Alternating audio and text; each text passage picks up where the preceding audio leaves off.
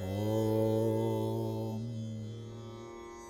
ഗുരുർബ്രഹ്മാ ഗുരുർവിഷ്ണു ഗുരുർദേവോ മഹേശ്വരഃ ഗുരു സാക്ഷാത് പരം ബ്രഹ്മ തസ്മൈ ശ്രീ ഗുരവേ നമഃ.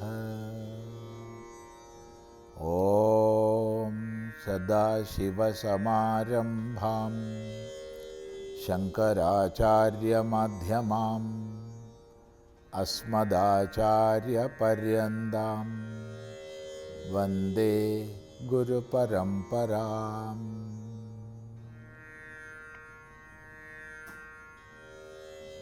പ്രശ്നോത്തര രത്നമാലികയിൽ 14 ശ്ലോകങ്ങളാണ് നമ്മൾ ശ്രദ്ധിച്ചത്. അവസാനം 40ാമത്തെ ചോദ്യവും ഉത്തരവുമാണ് പഠിച്ചത്. ആമരണാത് കിം ശല്യം പ്രച്ഛന്നം യത്കൃതം പാപം.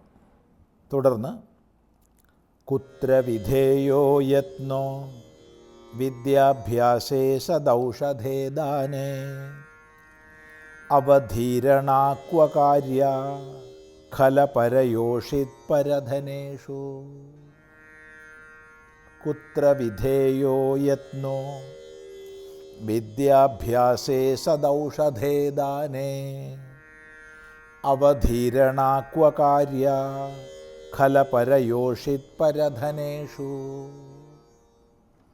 കുത്ര വിധേയഃ യത്നഃ, എവിടെയാണ് യത്നം വിധേയമാക്കേണ്ടത്? യത്നം വിധേയമാക്കുക എന്ന് പറഞ്ഞാൽ യത്നത്തെ ചെയ്യേണ്ടത്. ഇപ്പം എവിടെ വേണം യത്നം ചെയ്യേണ്ടത്? പ്രയത്നം എവിടെ ചെയ്യണം? എന്തിനായിക്കൊണ്ട് ചെയ്യണം? എവിടെ ചെയ്യണം? ഇതാണ് ചോദ്യം. മറുപടി വിദ്യാഭ്യാസേ സദൗഷധേ ദാനേ. 3 വിഷയങ്ങളിലാണ് പ്രയത്നം ചെയ്യേണ്ടത്. എപ്പോഴും യത്നം ചെയ്യേണ്ടത്, നമ്മുടെ ഭാഗത്തുനിന്ന് യത്നം വിധേയമാകേണ്ടത് ഒന്നാമത് പറയുന്നു വിദ്യാഭ്യാസത്തിൽ. മനുഷ്യനെ സംബന്ധിച്ച് ജീവിതത്തിൻ്റെ ലക്ഷ്യത്തെയും മാർഗത്തെയും ബോധിപ്പിക്കുന്നത് വിദ്യാഭ്യാസമാണ്. മനുഷ്യൻ്റെ എല്ലാ സമ്പത്തും വിദ്യയിൽ അധിഷ്ഠിതമാണ്. വിദ്യ അഭ്യസിക്കുക എന്ന് പറയുമ്പോൾ ഏതെങ്കിലും ഔപചാരികമായ വിദ്യാലയത്തിൽ പോയി ബെഞ്ചിലിരുന്ന് കസേരയിലിരുന്ന് പഠിക്കുക എന്നുള്ളത് മനസ്സിലാക്കരുത്. തീർച്ചയായിട്ടും അതും വേണം. മറിച്ച് വ്യത്യസ്ത തൊഴിലുകൾ, ജീവനോപാധികളാക്കാവുന്ന വ്യത്യസ്തങ്ങളായ തൊഴിലുകൾ, അതെല്ലാം അതിൻ്റെതായ സമ്പ്രദായമനുസരിച്ച് പഠിക്കുക. അതെല്ലാം വിദ്യാഭ്യാസത്തിൽപ്പെടും. ഇത് പറയുന്ന സമയത്ത് വിദ്യാഭ്യാസം എന്ന് പറയുമ്പോൾ നമ്മുടെ മനസ്സിൽ പെട്ടെന്ന് സ്കൂളും കോളേജും യൂണിവേഴ്സിറ്റിയും ഒക്കെയാണ് വരിക. തീർച്ചയായിട്ടും അവയൊക്കെ വേണ്ടത് തന്നെ. പക്ഷെ അത് മാത്രമല്ല, വ്യത്യസ്ത മേഖലകളിലുള്ള അറിവുകളെ അതത് അധികാരികൾ സമ്പാദിക്കുക. അതാണ് വിദ്യാഭ്യാസം. എല്ലാ തൊഴിലും ശ്രേഷ്ഠമാണെന്ന ഭാവന നമുക്ക് ആദ്യം വേണം. ഒരു തൊഴിലും ഉയർന്നതും താഴ്ന്നതുമല്ല. നമ്മുടെ മനോഭാവം അനുസരിച്ചാണ് എല്ലാ തൊഴിലും.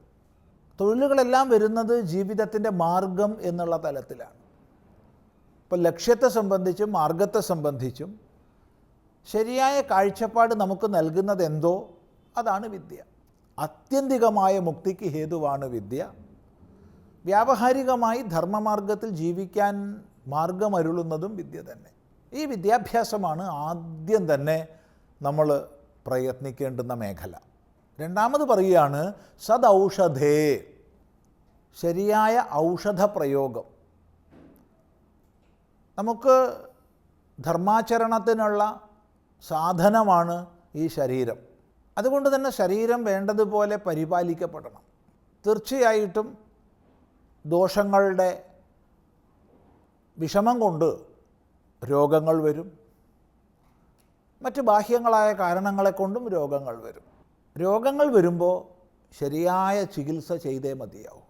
അതിന് വൈദ്യന്മാരെ പ്രാപിച്ച് സദൗഷധം പഥ്യത്തോടുകൂടി സേവിക്കണം. ഇപ്പോൾ വിദ്യാഭ്യാസം, സദൗഷധം, ഒപ്പത്തിനൊപ്പം ദാനം. നമുക്ക് പല സമ്പത്ത് നമ്മുടെ കൈവശമുണ്ട്. സമ്പത്തെന്ന് പറയുമ്പോൾ പണം എന്ന് മാത്രം ഒരിക്കലും വിചാരിക്കരുത്. അത് പണമാകാം, അറിവാകാം, പലതാകാം. പക്ഷെ ഒന്ന് നമ്മൾ ഓർമ്മിക്കേണ്ടത്, എന്ത് സമ്പത്ത് നമുക്കുണ്ടെങ്കിലും അതെല്ലാം നമുക്ക് ലഭിച്ചതാണ്. ലഭിച്ചതല്ലാത്ത ഒരു സമ്പത്തും ആരുടെ കൈവശവും ഇല്ല. ഒരാൾക്ക് ആരോഗ്യമുണ്ടോ?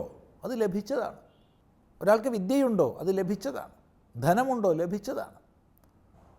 എന്ത് ലഭിച്ചിട്ടുണ്ടോ അത് നൽകാൻ നമ്മൾ ബാധ്യസ്ഥരാണ്. എന്താണോ നമ്മുടെ സ്വാധീനത്തിലുള്ള ശക്തി അഥവാ സമ്പത്ത്, അതിന് സമാജവുമായി മറ്റുള്ളവരുമായി പങ്കുവയ്ക്കാൻ നമുക്ക് ബാധ്യതയുണ്ട്. ഇങ്ങനെ യഥാശക്തി പങ്കുവയ്ക്കുന്നതിന് ഭഗവാൻ ഭാഷ്യകാരൻ്റെ പദപ്രയോഗം അതേപടി എടുത്താൽ യഥാശക്തി സംവിഭാഗം, അതാണ് ദാനം. അതിന് പറയുന്ന പേരാണ് ദാനമെന്ന്. അപ്പോൾ ശക്തിക്കനുസരിച്ച് തൻ്റെ വിഭവങ്ങളെ സമാജവുമായി മറ്റുള്ളവരുമായി പങ്കുവയ്ക്കുക, ഇത് നിർബന്ധമാണ്. അല്ലാത്ത പക്ഷം നമ്മൾ കടക്കാരാവും എന്ന് പറഞ്ഞാൽ പോരാ, പെരും കള്ളന്മാരായിട്ടാണ് പരിഗണിക്കപ്പെടുക. തൈർദത്താൻ അപ്രദായേഭ്യോ യോ ഭുങ്ക്തേസ്തേന ഏവ സഹ എന്ന ഭഗവത് വാക്യമനുസരിച്ച് തൻ്റെ കൈവശമുള്ള വസ്തുക്കളെ ഈ പ്രകൃതിയുമായി വിനിമയം ചെയ്യാത്തവർ കൊള്ളക്കാരാണെന്നാണ് പറയുന്നത്. അപ്പോൾ ദാനം എന്നുള്ളത് ഏറ്റവും ശ്രേഷ്ഠമാണ്. അപ്പോൾ എവിടെയാണ് യത്നം ചെയ്യേണ്ടത്?